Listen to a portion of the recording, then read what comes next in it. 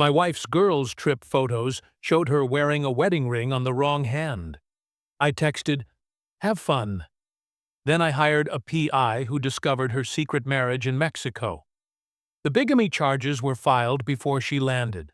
I, 36, male, noticed something weird in my wife, Karen's, 33, vacation photos last Thursday. She was supposedly on a girls' trip to Cancun with her college friends. Been married 7 years, together for 10. She'd been sending pics all week. Beach selfies, cocktail photos, the usual tourist stuff. But in one poolside photo, I noticed her wedding ring was on her right hand. Karen never moves her rings. She's worn them on the left since our wedding day. Even sleeps in them. I zoomed in. Not just moved. It was a different ring entirely. Bigger diamond, different setting. My stomach did that thing where it knows something's wrong before your brain catches up. I texted back, "Have fun. Pool looks amazing." Then I called my buddy Jerome, who works as a PI. Told him my wife was in Cancun and something felt off. He said he knew a guy down there who could check things out. 3 hours later, Jerome called back. "You sitting down? Just tell me." "She's at the Ritz-Carlton, but it's not a girls' trip. She's with some dude named Armando, local real estate developer." "Affair?" "Worse. My guy talked to the concierge. They're registered as newlyweds. Had their wedding ceremony yesterday at the hotel chapel." I actually laughed. It was so absurd. "She's already married to me." "Yeah, that's called bigamy. It's a felony." I hung up and pulled up our bank statements. No large withdrawals. Checked her credit cards. Normal purchases. Nothing wedding-related. How the hell did she pay for a wedding? Jerome's guy sent me photos an hour later. Karen in a white dress on the beach. Armando in a linen suit. A whole ceremony with maybe 20 guests I didn't recognize. And there she was, kissing him, under an archway of tropical flowers. The marriage certificate was filed with local authorities. Karen Rivera de Guzman. She'd used her real name and everything. I called my lawyer immediately. Then I did something kind of brilliant. I called Karen's job and said she'd asked me to let them know she was extending her vacation by a week for a family emergency. They bought it. Why? Because bigamy charges are way worse if you're actually living as married with someone else. Update 1. She landed Sunday night. I know because I was tracking her flight.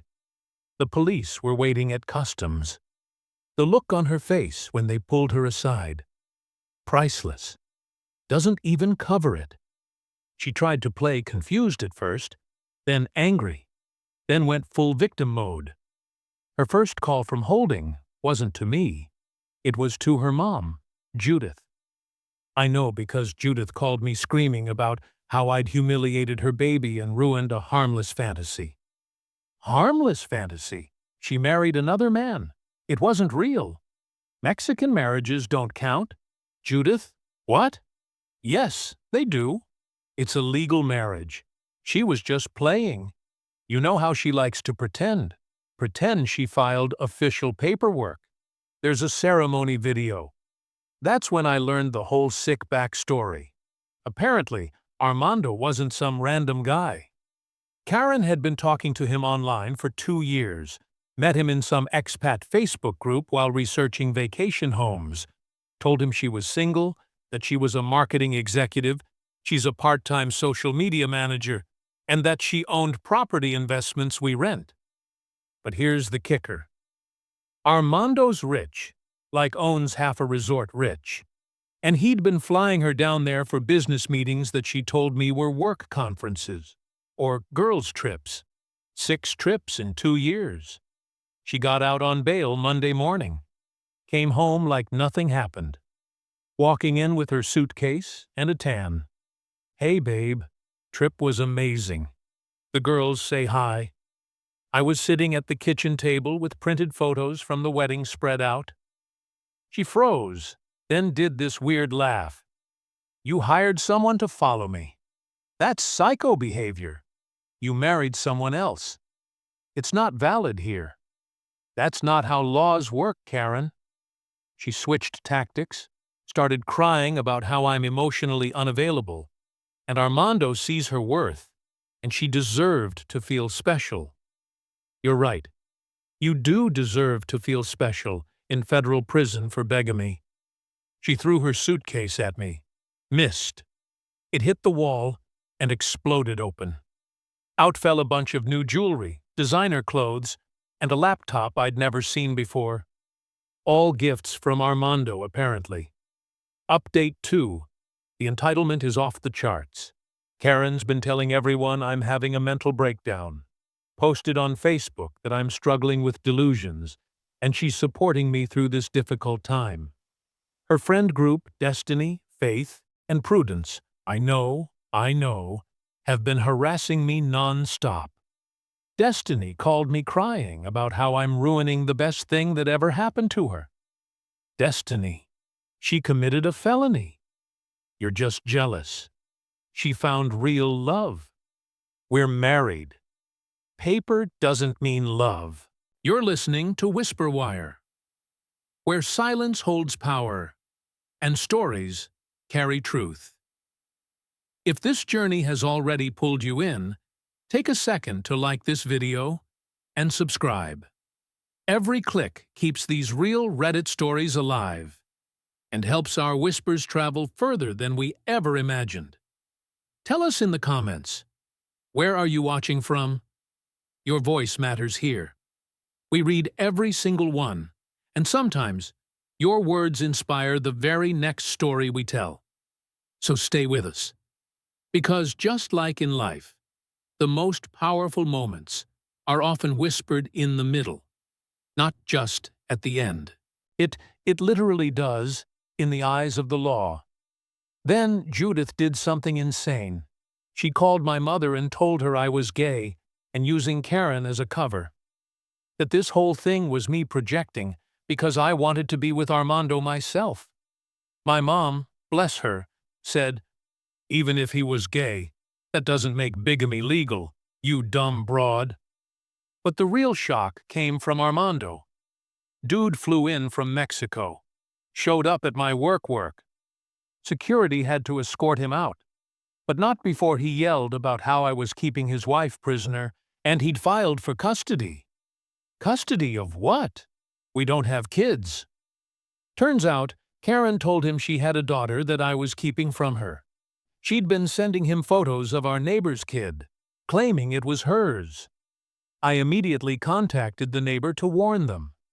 They were horrified. Then I found out about the money. Update 3. Remember how I couldn't figure out how she paid for the wedding? Karen had been running a GoFundMe, helped Karen escape her abuser, raised $32,000.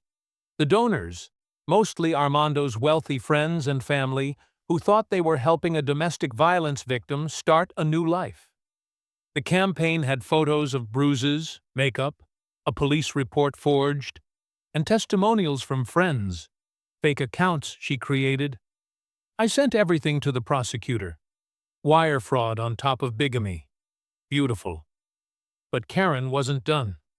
She hired a lawyer, Drake Morrison, some ambulance chaser, who took her case for publicity. He held a press conference.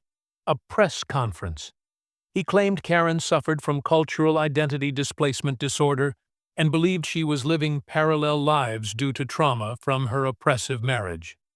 That's not even a real disorder. I looked it up. Local news picked it up. The headline, "Local Woman Faces Prison for Finding Love." The comment section destroyed her. People found her Instagram where she'd been posting as Karen Guzman for months, talking about her husband Armando and their beautiful life together. Someone found the GoFundMe and reported it. It got taken down, but screenshots were everywhere. Then Armando's actual wife called me. Yeah, wife. Her name is Lucia. They've been married for 15 years, have 3 kids. She's been trying to divorce him for 2 years, but he keeps hiding assets. Your wife is number 4. She told me that I know of. He marries foreign women, promises them everything, gets them to invest in his properties, then ghosts them. I asked if she wanted the PI's photos for her divorce. Send everything. Update 4. Court date was yesterday. Karen showed up with her whole squad. Mom, sister Eileen, the 3 amigas, and Drake, the lawyer. She wore a conservative dress, trying to look innocent. Had her hair in a bun, minimal makeup, the grieving victim act. The prosecutor opened with the wedding video. There was Karen saying vows, promising to love Armando forever, talking about their destiny written in the stars. Drake argued this was role-play therapy, and she didn't understand the legal implications. The prosecutor then played audio from the GoFundMe video where Karen explicitly stated, "Once I'm legally married to Armando and free from my abuser, I can finally start my real life." The judge looked at Drake. She clearly understood the legal concept of marriage. Then came character witnesses. Judith called me controlling. Eileen said I was possessive. Destiny claimed I'd threatened Karen. Never happened. But then the prosecutor called Lucia via video link from Mexico. Lucia eviscerated both Karen and Armando. Showed documents proving Armando was still married to her. Showed 3 other marriage certificates from his previous victims. Showed bank records of money transfers from these women to his accounts. This woman, Lucia, pointed at Karen, is not a victim. She's an accomplice. She knew about me. I messaged her on Facebook. She blocked me. The prosecutor pulled up the messages. Karen had indeed blocked Lucia Luther after she'd written, "He's married to me. Please leave my family alone." Karen's response before blocking, "Not my problem, Grandma." He upgraded. The judge's face was priceless. Update 5. Armando got arrested at his hotel. Turns out having 4 wives across 2 countries while running financial scams is frowned upon by authorities. Who knew? He immediately flipped on Karen. Gave prosecutors everything. Emails where she coached him on what to tell his rich friends, how to set up the GoFundMe, even a spreadsheet where she tracked which lies she'd told to which people. My favorite email. Remember, if anyone asks, I have bruises from falling downstairs. Keep the story straight. Once we get the money, we can disappear for a while until the heat dies down. Karen's lawyer quit. Just straight up quit. Said he couldn't defend someone who'd lied to him too. She got a public defender. Kid looked about 12 and terrified. Meanwhile, I filed for divorce. Fastest approval ever. Judge took one look at the bigamy charge and signed off immediately. You're listening to Whisper Wire, where silence holds power and stories carry truth. If this journey has already pulled you in, take a second to like this video and subscribe. Every click keeps these real Reddit stories alive and helps our whispers travel further than we ever imagined. Tell us in the comments, where are you watching from? Your voice matters here.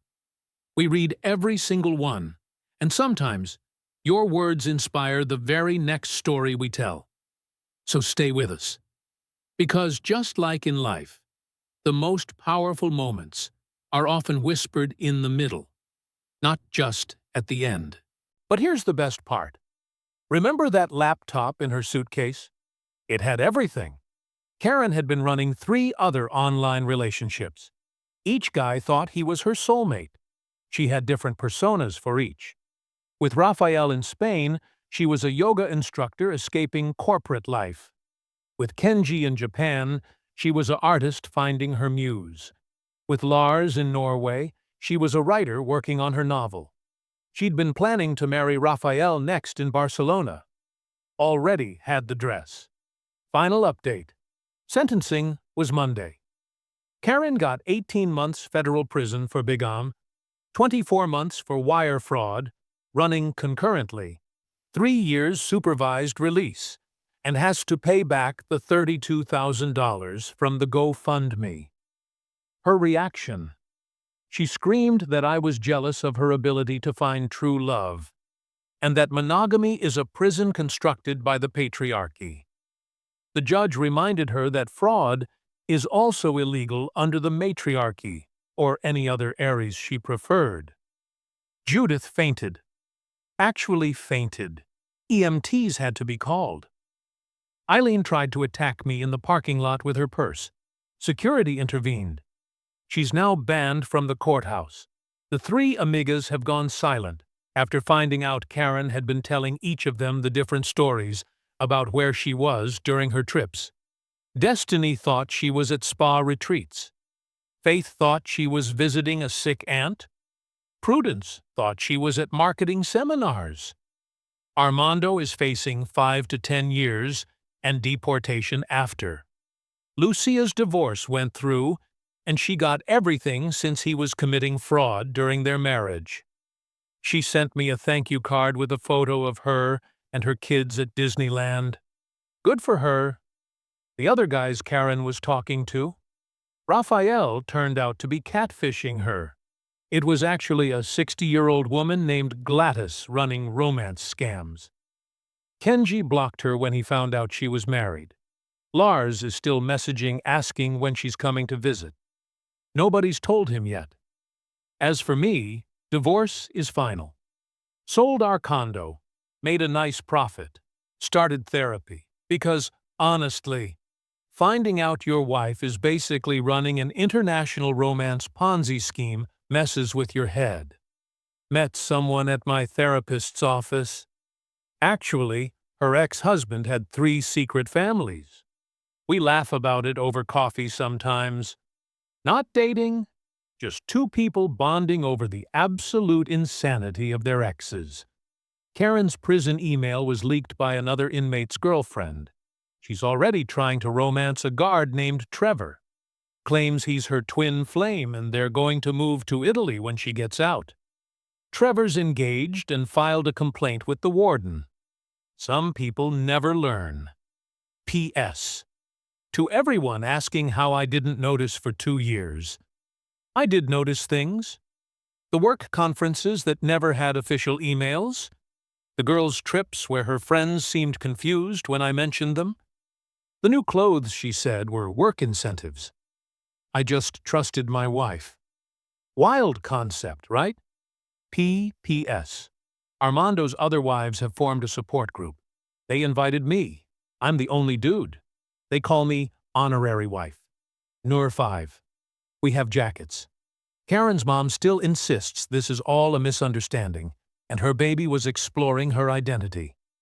She started a blog about supporting romantically gifted children. It has 3 readers, all bots. Edit. Since everyone's asking. Yes, I got tested. Clean bill of health. Always use protection, folks. Even with your spouse, apparently. Edit 2. The neighbor whose kid Karen was using in photos. They moved. Can't blame them. They did send me cookies, though, which was nice. Edit 3. Karen's public defender reached out. She wants to appeal based on romantic entrapment. That's not a thing. He knows it's not a thing. He's just trying to keep her from filing complaints about him. I sent him a Starbucks gift card out of pity. This was Whisperwire. Where silence isn't weakness, it's the ultimate revenge. If this story stayed with you, subscribe and join the journey. Because tomorrow's whisper might just become the story of your life. Thanks for watching. Please like this video and subscribe my channel. We're grateful for each and every one of you. Let us know where in the world you're tuning in from. We'd love to hear from you in the comments.